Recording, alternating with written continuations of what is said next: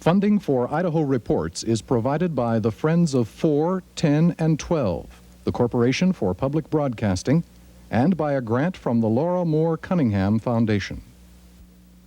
Tonight, in what could be the pivotal event in their campaign, George Hansen and Richard Stallings meet each other in a debate. We'll engage in some pre-debate analysis tonight.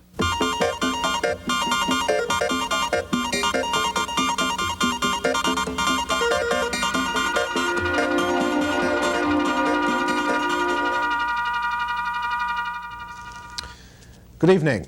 Later tonight on the campus of Idaho State University in Pocatello, the two candidates in Idaho's most watched political race will mount the same stage and face off in a 60-minute debate. Incumbent Republican George Hansen and Democratic challenger Richard Stallings could find that meeting to be the central event in the 3 weeks or less that now remain in their campaign. The debate, which will feature both questions from a panel of reporters and direct questions from one candidate to the other, will be broadcast live here on Idaho Public Television beginning at 8 o'clock Mountain Time tonight, 7 o'clock Pacific Time. Tonight, both as a way of gauging the importance of this debate and the campaign at this stage, we'll talk with leaders in the Hansen-Stallings campaigns, with two veteran and partisan political observers in Idaho, and with a journalist who has been covering the race now for several months. Stay with us. It'll be a primer on the debate and the campaign. Beginning with the manager of Congressman Hansen's campaign, the Congressman's son, Bill Hansen, and Richard Stallings' press secretary, Paul Pugmire. Both gentlemen join us tonight from Pocatello. Mr. Hansen, let me ask you, obviously a lot of folks in the press, at least, are making a fairly big deal of this debate. How big a deal is it? Well, I think it's going to be very important. It's going to be the first chance the voters of Idaho have to see both candidates talk about the issues. We've got a conservative Congressman George Hansen on one side and Mr. Stallings on the other, who's shied away from 6 or 7 other debate opportunities. So I think it's going to be very important that the only one opportunity we do have, that we get a chance to talk about the issues. So it could be an important event in terms of the outcome of the election.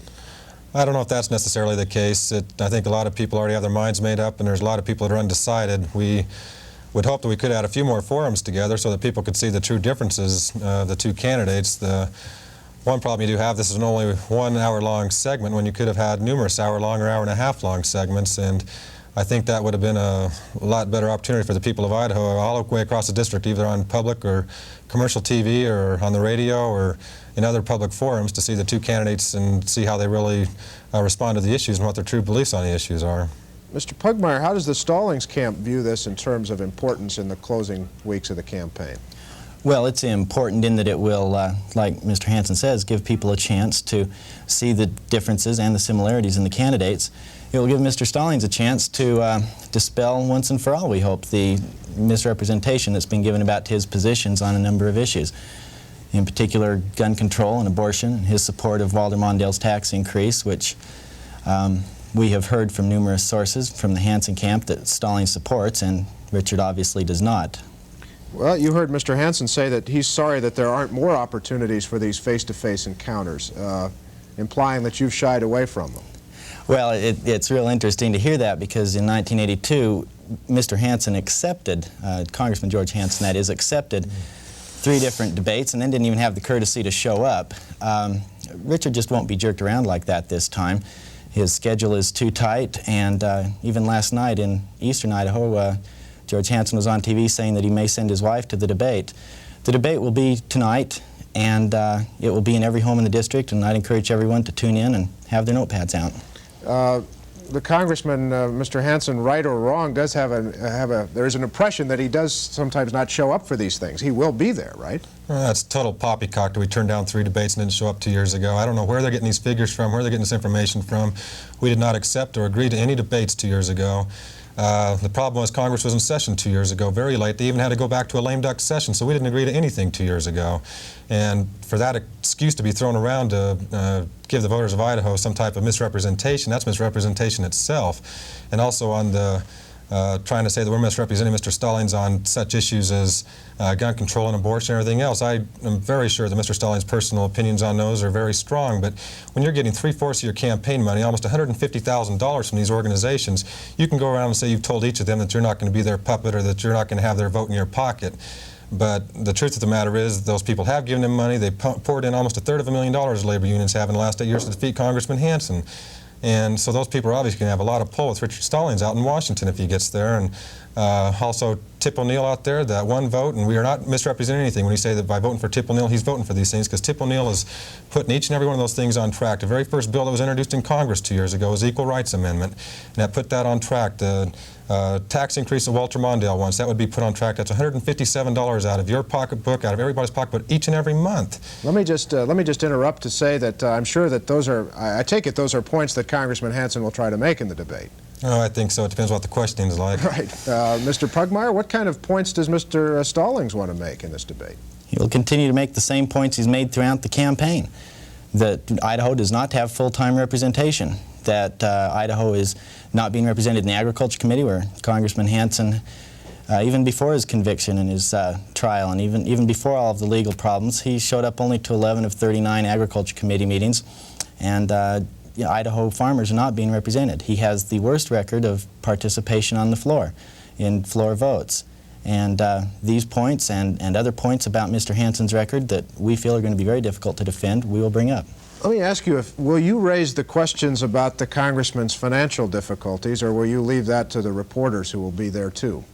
Well, our segment follows the reporter segment, so we'll wait and see what happens in the reporter's segment. Mr. Hansen, I would assume that you'll be ready for those questions. Well, of course, we've had to respond to him for over a year now, so we're very well prepared for him. I think we'll give the voters of Idaho a good chance to see some true responses to that and get away from some of the rhetoric that's flown from the other side on this. Let me ask you both a couple of sort of the inside nuts and bolts questions about, obviously debates have been in the news a lot recently with the presidential and vice presidential debates. How have your candidates prepared, or have they prepared in a specific way for this debate? Mr. Pugmire? Well, we've been preparing for months. We've known about this debate since the June 14th letter from the League of Women Voters. And so we've been preparing for months. The preparation intensifies the closer you get to the debate, but it's not something that happens overnight. Briefing papers, mock debates, that sort of thing, or?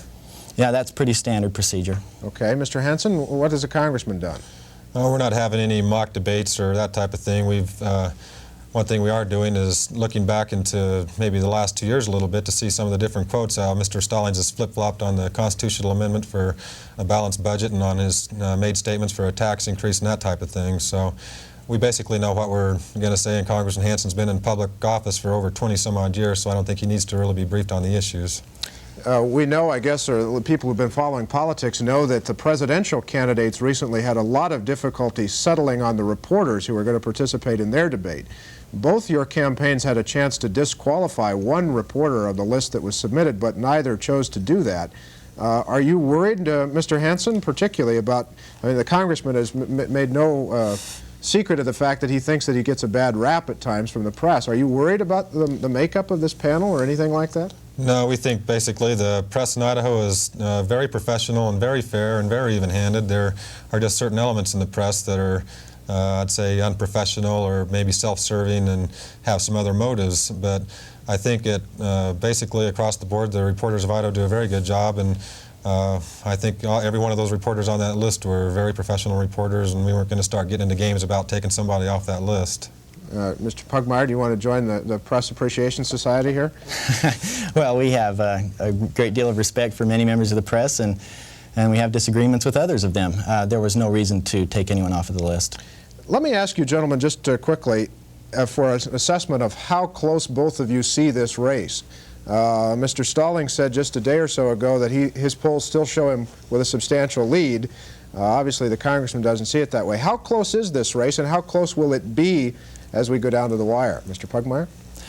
The race right now is not as close as it will be in 3 weeks. And any time you see a large spread like you see now in the Reagan-Mondale race or in the Stallings-Hansen race, the spread closes down the closer you get to the election. The undecided voters make up their mind. The soft support moves a little bit.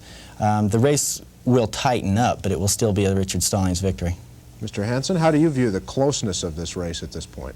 Well, I think right now it's probably a dead heat, and I think one thing that's interesting in all these polls is that there's quite a few people undecided, but then again, we've had 4 polls in the past years that have showed Congressman Hansen being defeated, and he's always won the real poll on November, and so we expect the same thing to happen this year. There are some stories in the last week or so in various newspapers across the district about how the Magic Valley area, the Twin Falls area, will be the real pivotal area. Do both of you see it that way? Yes. I think between Twin Falls and Idaho Falls, both, yes. Okay. Finally, gentlemen, who, if anyone, will be influenced by this debate, or who would you, better yet, who would you like to influence? Mr. Hansen, you want to go after the folks who have not made up their minds yet? Reinforce your own base? What's your strategy there? I think it's a little of both. I think we've got a good, solid base of support out there that we need to really reinforce and keep them with us, and then also the undecided voters, we need to make them feel good about voting for Congressman Hansen. A lot of the elements of the media have done a pretty good job about making a few things look like what they're not, and I think that getting the congressman on TV against Mr. Stallings so that they can see the true difference between the two candidates and their stands on the issues, I think will be very important to bring those undecided voters over to our side. Mr. Pugmire, how do you see it? Well, the debate will serve primarily to shore up soft support, that is, people who are leaning toward one candidate or another and are yet to totally make up their mind and totally commit themselves. And it will have some play in the undecided vote, of course, but most of the undecided vote waits until the last 48 hours of an election to make up their mind. Is it your view that there are a lot of undecideds? No, around 16%. Mr. Hansen, would you agree with that? That's about right. Okay. Well, gentlemen, you're good to join us tonight. We appreciate it, and best of luck to both of your candidates. Appreciate Mr. Hansen, Mr. Pugmire, we appreciate it. Thank you. Thank you very much. For more analysis of just what we might expect later tonight from Hansen and Stallings, we turn now to the views of a reporter, Rod Grammer, a political editor of the Idaho Statesman newspaper in Boise. Mr. Grammer's covered the campaign extensively. We'll also get the views of David Leroy, a Republican and Idaho's lieutenant governor, and Larry LaRocco, who's a Democrat and a one-time candidate for Congress in this state. Gentlemen, welcome all. Rod Grammer, let me ask you first. What's your assessment of how important this one event is to the outcome of this campaign? Well, Mark, I don't know. It depends on how many people watch and which people watch. Is it the soft support or the undecideds, or are these two people going to be preaching to the choir tonight? Are they going to be talking to the people they've already convinced? I think it could be pretty important if the first two groups do watch the debate, because it's the first chance these people have had all year to watch these two people in action side by side. Mr. Leroy, how important is it? How important is any one event? Well, any one event, of course, depends on both the event and the campaign context in which it arises. This event, in the context of this campaign, I think is extremely important for both candidates. An incumbent congressman who's had some difficulties and needs to present his case directly in every living room in the district, I think has a spectacular opportunity to shine. Clearly a challenger who is perhaps not expected to do as well as the incumbent on complicated federal issues has an opportunity as well to show himself in a positive way. So I think this is extremely important, especially in the context of this campaign about 2.5 weeks out. So, Mr. LaRocco, as I saw one of Walter Mondale's campaign strategists say, the debate on Sunday between he and Ronald Reagan is, as he put it, the big casino for both of them. Is that what we're talking about here? I don't think it has the same importance as the presidential race, but I think it is very important. I think this is a critical debate and appearance for both candidates. I think you were right in saying at the early part of the program that this is clearly the most observed race in the state right now. And I think just because of that, there's going to be a lot of attention and the viewership will be very high on the race, or on this debate. I think also that we have to crank in another factor, and that is that the attention that the press plays to it the day after. As a former debater in a congressional debate against my opponent in 1982, we looked at that evening's performance and how well I did that night, and then the next day's headlines. The next day's headlines mean a lot to the people who didn't tune in, so you have to think about that. And of course you want to leave the impression that you won and that you scored more points for the people who were reading about it and didn't have the opportunity to tune in. Both of you candidates have been through this process before. Mr. LaRocco first, what would you advise Richard Stallings to do in order to do the best job he can do tonight? Just be cool, draw up an agenda of the points that he wants to make, and make those points, and listen with one ear open to his opponent's answers, and respond to those points that are made in rebuttal, but also make the points that he wants to make and not get rattled. This is not the end of the world. This is not the most critical part of the campaign, I don't think. It's a very important evening, but just stay cool. He's up against a very veteran type person who thinks on his feet very sharply, but he should just make his points, be very clear, concise, make sure that he answers the questions in the time frame allotted, and maybe even in a shorter time frame. But make sure that he answers the questions, because I think that the viewing audience wants to hear answers. And I think as we analyze his opponent's ability to answer his questions, I think he's going to be very rambling. I think he's going to be on the spot in terms of his finances and some of his activities with his bank accounts, and I think he's going to have the tendency to ramble. I would recommend and advise to Richard Stallings that he just be short and sweet, to the point, and be at ease.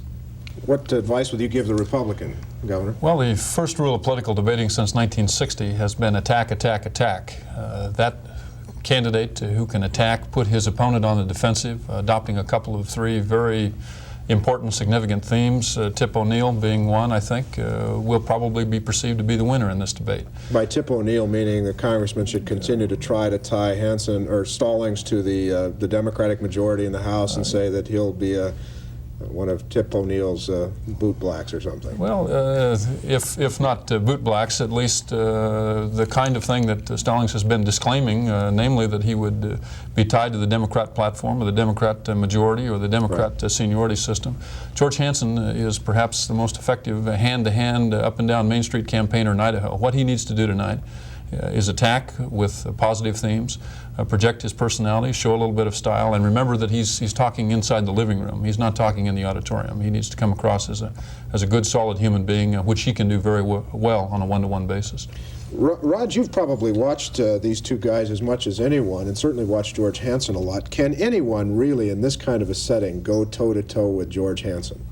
I think the way he can do it, Mark, is not by trying to become George Hansen. In other words, not try to be as flamboyant and speak like George Hansen does, but to play it cool, to make his points, make them quick, as Larry said, and just to kind of play his own debate game and make the points he wants to make and make them quickly, not get into a big exchange with George. A lot of people in the press, a lot of reporters have made a big deal of the fact that Stallings has not done what you suggest a debater needs to do, to attack, particularly on the financial issue. Should he do that, Mr. LaRocco, or should he let the reporters raise that issue? I think the reporters are going to raise the issue because I think they perceive that that's on the minds of the voting public. So I think they're going to do that. If they don't do it, and they don't do it decisively enough, then I think that Richard Stallings should come out and raise those points. They should certainly be debate points that he has in his mind and on the agenda that he has ready for the debate. So I think he ought to come out, and I think he ought to ask the question, should the constituents of that district, the 2nd Congressional District, know about the money that floated through the Glens Ferry Bank and where the money came from? I think these are questions that have not been answered and addressed by the congressman at all, and I think he ought to make those points. I think they're on the minds of people, and for the soft support on either side, I think they want some answers to this. And if they hear the congressman ramble beyond his allotted time and not answer the question, I think it's going to hurt him severely.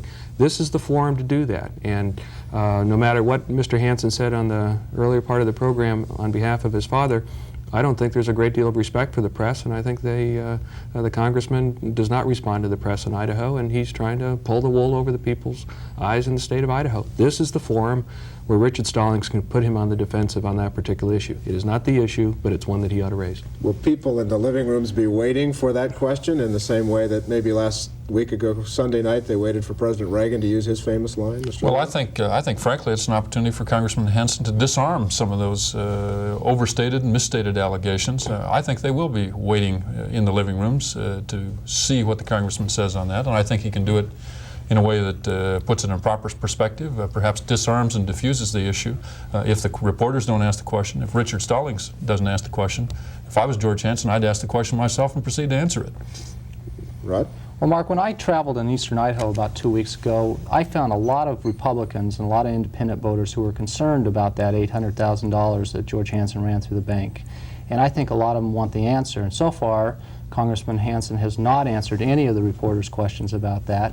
And I think that if Richard Stallings or the reporters or anyone asks him about that and he doesn't have a good answer for that, I think he'll lose some points in this debate. Also, I watched him in action last week down in the Magic Valley when he was asked about his financial problems and his legal problems, and he had kind of a rambling, dull answer to that, and if he gives the same kind of answer he did down in the Magic Valley, I think he'll lose points with the viewers because it was not, it was difficult to follow and it was kind of rambling. One of the features, gentlemen, of this debate that has not been prevalent in these debates, which for good or bad have become sort of a fixture of Idaho politics now, one fixture that is new this year is the last segment of the debate where the candidates get to go head-to-head with each other, ask each other questions and respond. How would you feel about that as a candidate, Mr. LaRocca? Would you like that or not like that? I would like it. I would relish the opportunity to do that. I think it's an opportunity to unload a bale of hay and ask your opponent a very sticky question. And the timing of these debates is critical. It's just before the election. Obviously, when people are making up their minds, the candidates know better than anybody the issues on the people's minds if they've been out shaking hands and campaigning. So they know where they're making their points. And it's a great opportunity. And I think it humanizes this whole process. It's great to have the give and take with the press, but I would like that. Mr. Leroy? That's a piece of the format that's not entirely new to this state. The League of Women Voters format in 1978 allowed the candidates to ask questions of their opponents. You're right. I appreciate your correcting me. I remember. You were there. I was there. And it's an exciting opportunity because you go in with 3 or 4 questions and it allows the candidate to get a sense of the flow of the debates and then make a choice of which question seems to most significantly offer the opportunity to affect the flow of the debate. It's good, it's difficult, and it does place some additional demands on the candidates. Rod, you heard Larry LaRocca say earlier that a lot of how this is eventually viewed by everyone will be how it's played the next day in your newspaper and the day after and the follow-up stories that are undoubtedly going to come. How important is that to the public's perception about who wins and who loses or who does well and who doesn't do so well? Well, I think it has some effect, Mark, because I don't think that a lot of people are going to watch the debate Thursday night. I mean, in a general sense, I think the viewership will be small. But everybody, I think, will be watching their commercial stations and read their newspapers the next morning to watch the follow stories. Plus, I think with the opinion makers, some of the analysis, the columns and the analysis pieces written afterwards, I think will have some effect. Let me, in the time that remains, turn you sort of to a little bit of discussion about how each of you views this race at this point. You heard both of, there's some difference of opinion in the Stallings and Hansen camps about how close it is. How close is it, Mr. LaRocca, as you view it? I have a lot of trap lines out in politics in the state of Idaho, 2nd District as well as 1st, and I haven't seen any polls, but I've heard Republicans respond to questions from various people. The information I get is that Stallings is ahead 15 to 20%. And I think that he's leading. He could blow it, but I think it's his if he maintains a good posture in these debates, and I think he could do very well. The wild card over the next couple of weeks, in my mind, is the $40,000 coming in from the Republican Congressional Campaign Committee and what they choose to do with that money in terms of media. That's money that the Republican Party nationally has decided to, sort of at the last minute here, to pump into this campaign. Exactly, and they did decide at the last minute. They've been staying out of this race because of the conviction and the felony charges, etc. But they've decided to come into this race. Now, $40,000 can buy a heck of a lot of media in the 2nd Congressional District of Idaho in 2 weeks. They can come in and saturate the airwaves by a lot of newspaper space and really have a media blitz. Now, how they choose to do that in terms of the tone of that campaign is very critical for the rest of the campaign. That's why I said at the beginning of my statements tonight that this is a critical evening, but it's not the critical evening. What's very important for Richard Stallings and his people is how they react to whatever is done, and we don't know what's going to be done. Mr. Leroy, how tight is it, and how do you see the closing? I haven't seen any poll either, and I would guess that in addition to if the 16% undecided figure is approximately correct, that there may be another 16 or 20% that is in both camps. It's very soft and capable of being moved. Therefore, regardless of who's ahead, I think it's a dead heat which can be won by either candidate or perhaps lost by either candidate in the next few weeks. Rod? I think Stallings is holding the lead that he's talking about now, but I think it's going to be very close, within 2-3 percentage points or maybe less come Election Day. How about Mr. LaRocco's wild card of how that money is spent? And we've seen stories about Congressman Hansen being able to call on President Reagan for television spots and maybe an appearance by George Bush or something like that to help his campaign. I think that's the critical factor, is what happens in the last week, maybe even the last days, maybe even the last weekend before the election, what kind of attack George Hansen has, and how quickly and how prepared the Stallings people are to come back at it. Those last-minute things can have that much impact, Mr. Leroy? Well, I think so. Again, in a very volatile race where the candidates and the issues are a bit fuzzy, where something like tonight's debate may move a number of people 5% this way or that way. Clearly, I think it's a very volatile situation where the last-minute image-making, the last-minute associations, the last-minute endorsements will tell the story. Both camps have talked about being afraid of some 11th hour dirty campaign, a trick, smear campaign, a whisper campaign, however you want to characterize it.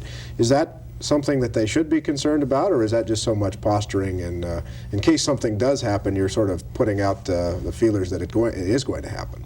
Well, I think it's something they should both be very concerned about. In the 1980 Church Sims race, a lot of material on abortion and ERA was circulated in the LDS churches in eastern Idaho the very Sunday before that election. That was a very critical area for Frank Church, and he lost it, and he lost the election. And I think that it's very critical to both candidates the final day, even the final weekend. Mr. LaRocco? Hansen's ties to the New Right movement in this country are legion. They're documented. They're there. He just received a sizable contribution from Richard Vickery. These people are specialists at forming independent campaign committees and coming in, like the ABC committee in 1980 against Church. They're specialists at it, and I fear that they will come into the state and again poison the politics of the state with negative... Well, like what? Like what could they do? Well, they could come in and do a large blitz of full-page ads with distorted statements and use little funny, you know, they're real big with comic books now, and so they could use a distorted picture of Richard. They could show him being yanked around by Tip O'Neill, which is a theme that they're using. They could bring up any number of emotional issues on the Panama Canal, abortion, defense, Well, the ERA. Governor, is that dirty politics, or is that just politics? Well, I'm not sure that I would speculate that it will be part of the politics of this race. I think both candidates are honorable men. We've had a good, vigorous campaign season where issues have been relatively fully explored, though neither candidate can fully control his own candidate staff and the volunteers that associate with those campaigns. I don't expect to see dirty politics in the 2nd District race. I think we'll see good, hard-knocking, vigorous politics beginning with tonight's debate. Well, gentlemen, you're good to join us all. Larry LaRocco, Lieutenant Governor Leroy, thank you, sir, and Rod Grammer, thank you, gentlemen. We'll see how it goes. It will go tonight at 8 o'clock Mountain Time, 7 o'clock Pacific Time, right here on Idaho Public Television. And on Friday night, we'll be back here with some analysis of how both of the candidates did. I'm Mark Johnson. Thank you for joining us. Good night.